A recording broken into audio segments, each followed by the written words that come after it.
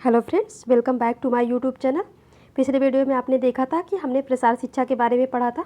प्रसार शिक्षा के उद्देश्य, इम्पोर्टेंस और इसके क्षेत्र हमने पढ़ा था। प्लस हमने पढ़ा था सामुदायिक विकास कार्यक्रम। तो हम इसी से रिलेटेड वीडियो लेकर आए हैं, उसी से रिलेटेड हम MCQ आज सॉल्व करेंगे। तो हम प्रैक्टिस सेट को सॉल्व करेंगे आज। तो आइए हम लोग प्रैक्टिस सेट सॉल्व करते हैं इसका।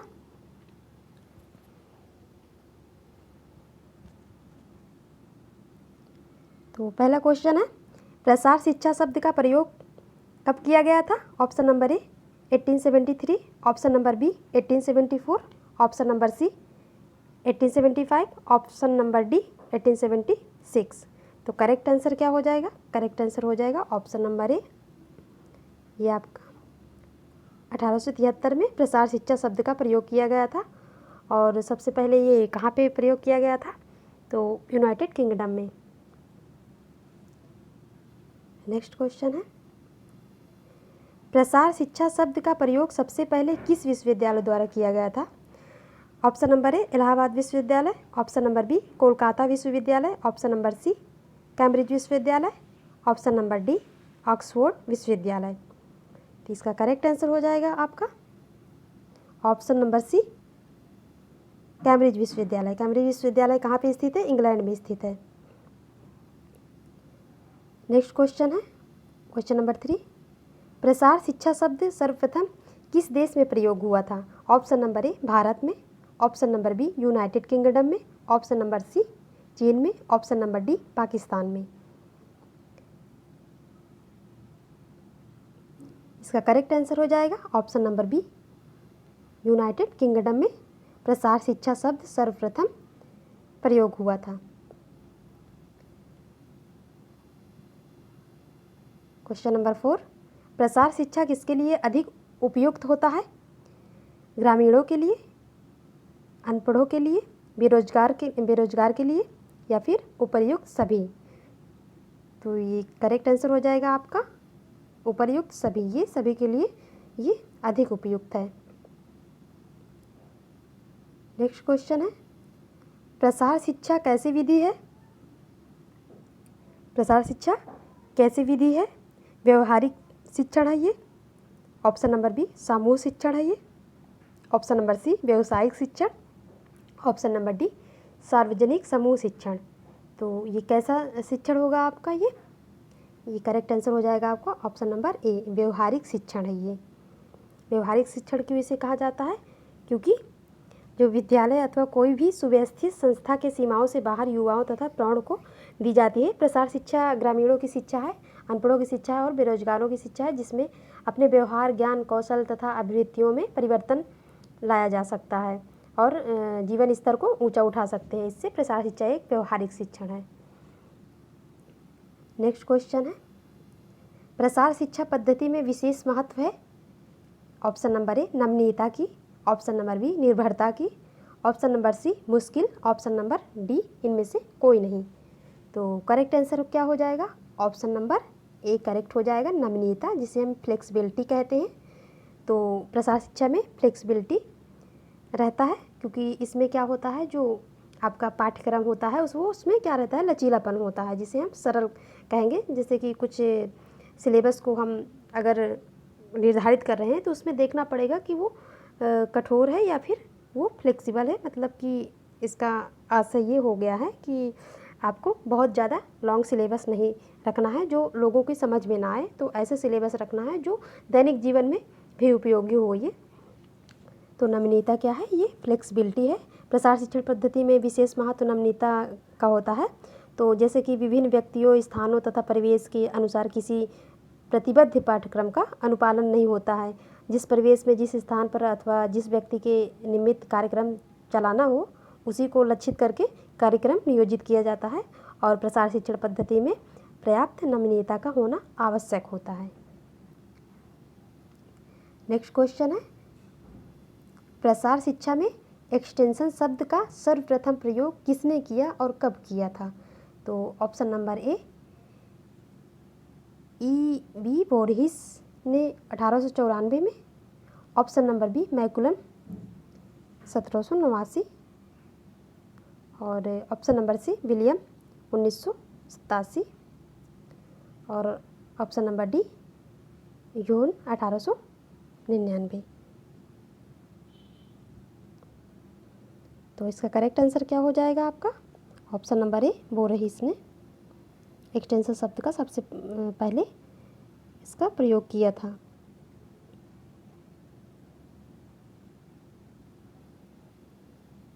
नेक्स्ट क्वेश्चन है, प्रसार शिक्षा का पहला चरण क्या है? ऑप्शन नंबर ए रुचि, ऑप्शन नंबर बी जरूरत, ऑप्शन नंबर सी ध्यान, option number D satisfaction.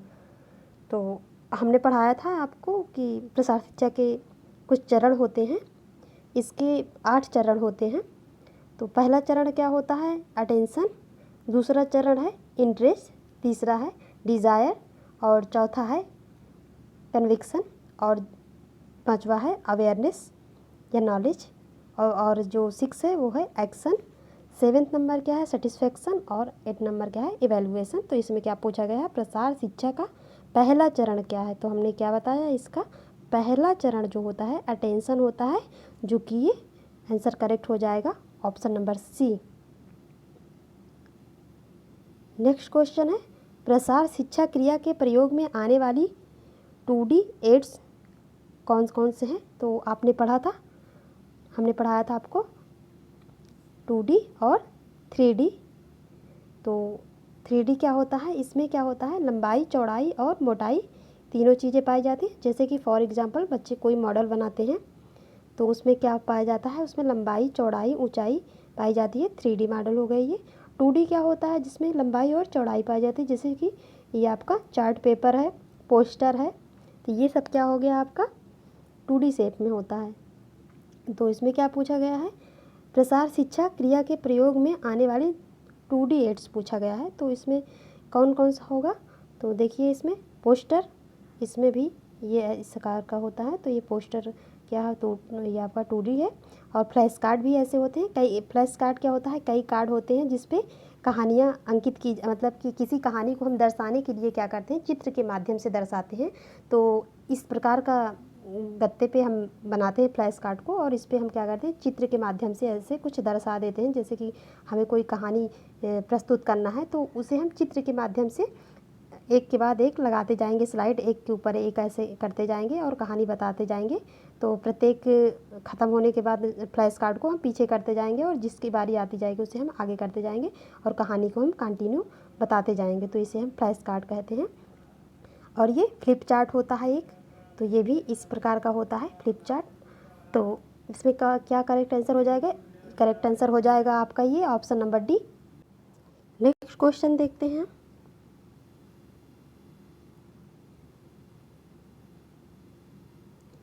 Question है, प्रसार शिक्षा का सिद्धांत है। तो प्रसार शिक्षा का सिद्धांत क्या है?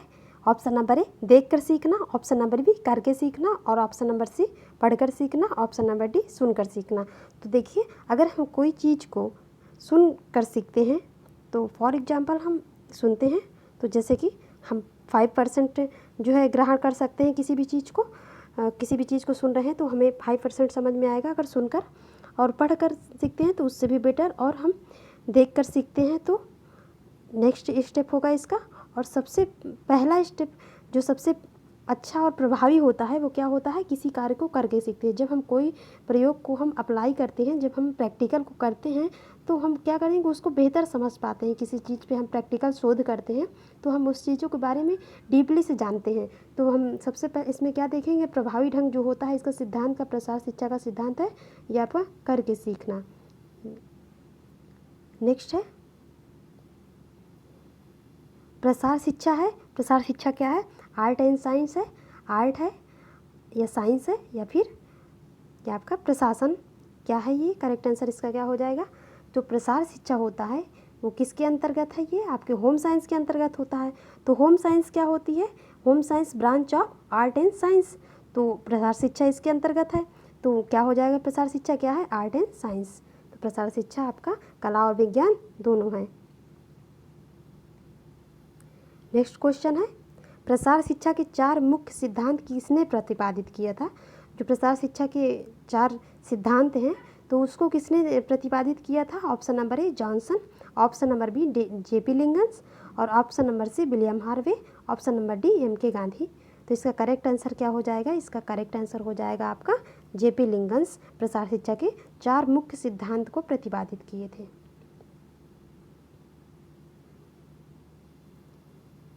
नेक्स्ट क्वेश्चन है, गृह विज्ञान के कितने क्षेत्र हैं?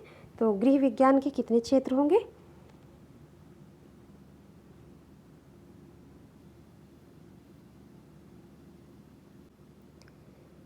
Option number A 7, option number B 8, option number C 9, option number D 5। तो कितने क्षेत्र इसके माने गए हैं? तो गृह विज्ञान के कितने क्षेत्र आएंगे? वेट, ये स्लाइड। तो इसका करेक्ट आंसर क्या हो जाएगा?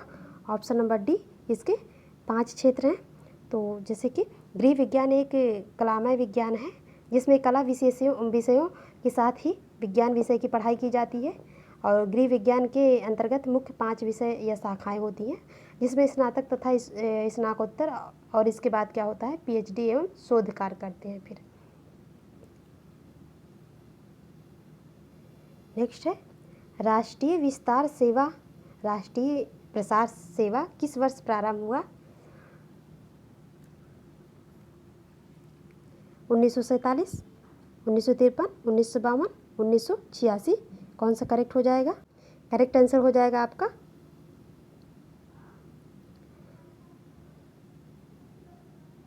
1953। नेक्स्ट क्वेश्चन है, प्रसार शिक्षा है औपचारिक, अनौपचारिक, गृह विज्ञान, कृषि विज्ञान। करेक्ट आंसर क्या हो जाएगा? तो प्रसार शिक्षा कैसे शिक्षा है? ये आपने देखा कि ये अनपढ़ लोगों के लिए, ग्रामीण लोगों के लिए और बेरोजगार लोगों के लिए भी है। तो कैसे शिक्षा हो जाएगी? ये आपका इंस्टीट्यूशनल तो है नहीं कि इसके लिए कोई संस्थागत शिक्षा दी गई है। तो ये कैसी हो जाएगी? ये आपकी कैसी शिक्षा है? ये अनौपचारिक शिक्षा होती है। करेक्ट आंसर हो जाएगा ऑप्शन नंबर बी, अनौपचारिक शिक्षा। आप पढ़े होंगे औपचारिक और अनौपचारिक शिक्षा के बारे में।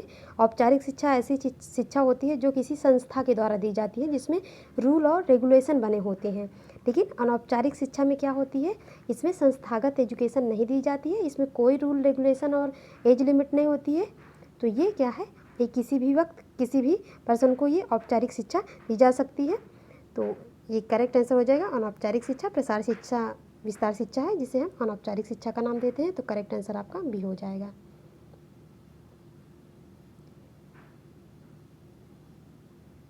नेक्स्ट है,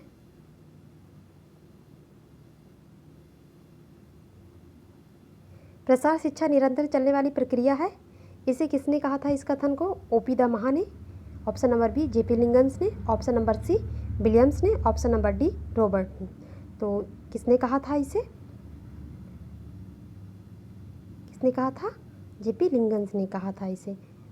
option number B correct answer हो जाएगा। नेक्स्ट क्वेश्चन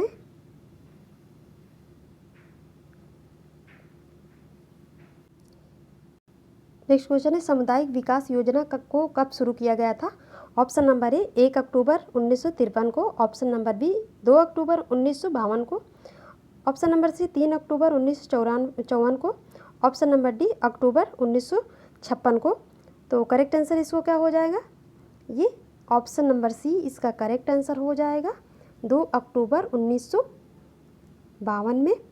सामुदायिक विकास संपूर्ण समुदाय के चतुर्दिक विकास की एक ऐसी पद्धति है जिसमें जन सहभाग के द्वारा समुदायों के जीवन स्तर को ऊंचा उठाने का प्रयत्न किया जाता है।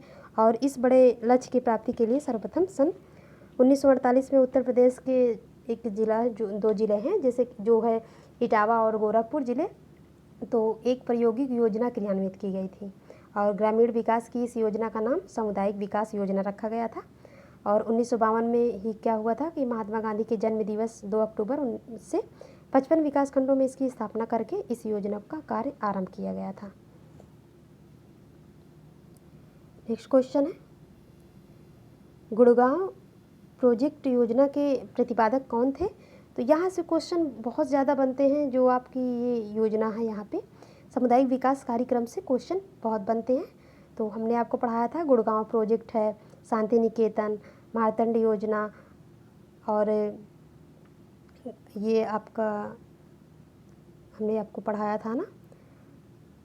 तो ये सारी योजनाएं ये आपके सामुदायिक विकास कार्यक्रम के अंतर्गत आते हैं।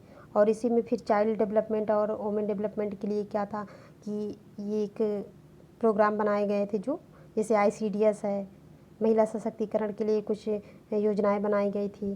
तो ये सारी चीज़ें सामुदायिक विकास कार्यक्रम के अंतर्गत ही आता है। तो क्वेश्चन क्या है, गुड़गांव योजना के प्रतिपादक कौन थे?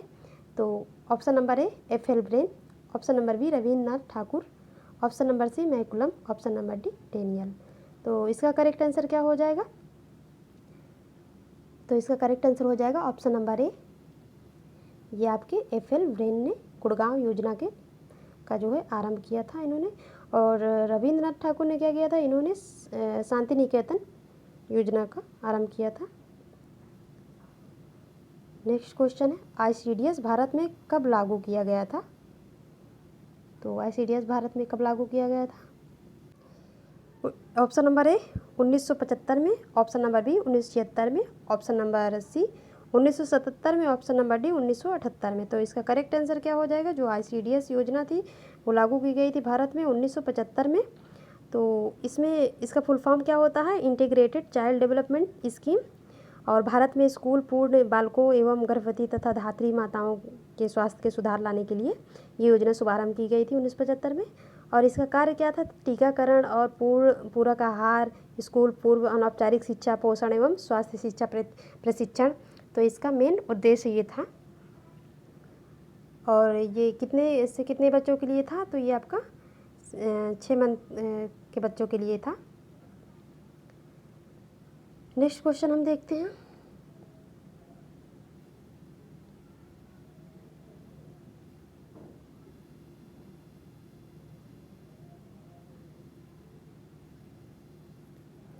लास्ट क्वेश्चन है आपका, पोषण अभियान कब परिवर्तित हुआ? तो पोषण अभियान को कब परिवर्तित किया गया था?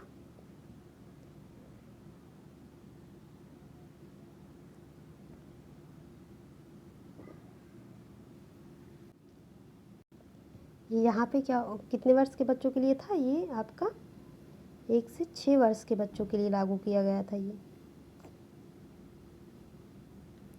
नेक्स्ट है, पोषण अभियान कब परिवर्तित किया गया था? तो ऑप्शन नंबर A 8 मार्च 2018 को, ऑप्शन नंबर B 7 मार्च 2018 को, ऑप्शन नंबर C 9 मार्च 2018 को, ऑप्शन नंबर D 10 मार्च 2018 को। तो कब परिवर्तित किया गया था ये? करेक्ट आंसर हो जाएगा इसका 8 मार्च 19 ये आपका 2018 में परिवर्तित किया गया था इसको। एंड जो आपका पोषण अभियान था इस 8 मार्च को परिवर्तित हुआ था। यह अभियान आपके PM द्वारा महिला दिवस 8 मार्च 2018 को राजस्थान से पोषण अभियान की शुरुआत की गई थी। और ये पोषण अभियान जो था वो सरकार का मल्टी मिनरल्स जो थे और कंजर्वेशन मिशन था, जिसके तहत 2022 तक भारत को कुपोषण से मुक्त कराने का लक्ष्य रखा गया था। और पोषण अभियान गरीब क्षेत्र में बच्चे, महिलाओं, गर्भवती माताओं और जो पोषण के सुनिश्चित करने पर केंद्रित है। इस कार्यक्रम का उद्देश्य क्या था कि 2022 तक बच्चों में आयु के अनुपात में जो कद छोटे होते हैं को 38.4% से घटाकर 25% करना था। और पोषण अभियान की शुरुआत माननीय प्रधानमंत्री नरेंद्र मोदी जी ने इस लड़ाई को आगे बढ़ाया और कुपोषण से निपटने के लिए इसकी शुरुआत की थी। इतनी बात समझ में आई आपको? तो ये आज की क्लास यहीं पे हम लोग वाइंड अप करते हैं। और नेक्स्ट वीडियो में हम अगला चैप्टर स्टार्ट करेंगे प्रसार शिक्षा का। और हम सबसे पहले हम क्लास ख़त्म करेंगे और उसके बाद हम उसी क्लास से रिलेटेड MCQ लेकर आएंगे, ताकि आप लोगों के लिए बहुत ज़्यादा बर्डन ना हो। थोड़ा थोड़ा आप लोग पढ़ेंगे तो इतना ज़्यादा आपको इकट्ठा पढ़ना नहीं पड़ेगा। और आप लोगों ने देखा है कि जो स्लाइड है हमारी वो 1 लाइनर है। आप लोग आराम से बहुत कम समय में आप लोग उसे बहुत अच्छे से पढ़ सकते हो। और आप लोग नोट्स भी बना सकते हैं वहीं से, क्योंकि ज़्यादा पूरी हिस्ट्री पढ़ाने का कोई मतलब नहीं है। जो क्वेश्चन जहाँ से पूछे जाते हैं तो वहीं से क्वेश्चन हम बना रहे हैं कि जहाँ से क्वेश्चन पूछे जाते हैं तो केवल हम उसी को इन्वॉल्व कर रहे हैं। इधर उधर से कोई बहुत ज़्यादा लेक्चर नहीं रख रहे हैं, उससे टाइम भी वेस्ट हो रहा है और समझ में भी नहीं आएगा, बहुत ज़्यादा हो जाएगा। तो जो मेन पॉइंट है हम उसको बता दे रहे हैं कि जहाँ से क्वेश्चन बनते हैं बस। और बहुत ज़्यादा पढ़ने की ज़रूरत नहीं है इसमें। तो नेक्स्ट वीडियो में हम डिस्कस करेंगे सामुदायिक विकास कार्यक्रम के जो अगले योजनाएं हैं उसको हम डिस्कस करेंगे। और नेक्स्ट हम फिर पढ़ेंगे, आपका CDP शुरू करेंगे। Thank you for watching my video.